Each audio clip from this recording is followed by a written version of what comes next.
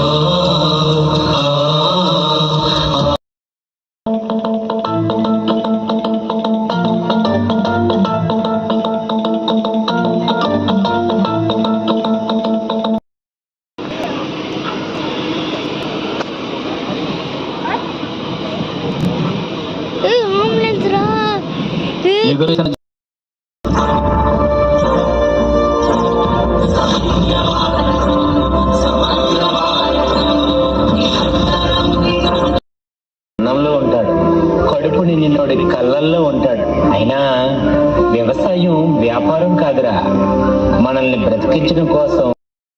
ఏంటి ఇక్కడ కూర్చున్నావు? పైగా ఏదో ఆలోచిస్తున్నట్టున్నావు. అదే నాన్న, రేపు ఇండిపెండెన్స్ డే కదా, స్టేజ్ పైన మన జెండా గురించి, ఆ రంగుల గురించి చెప్పాలి.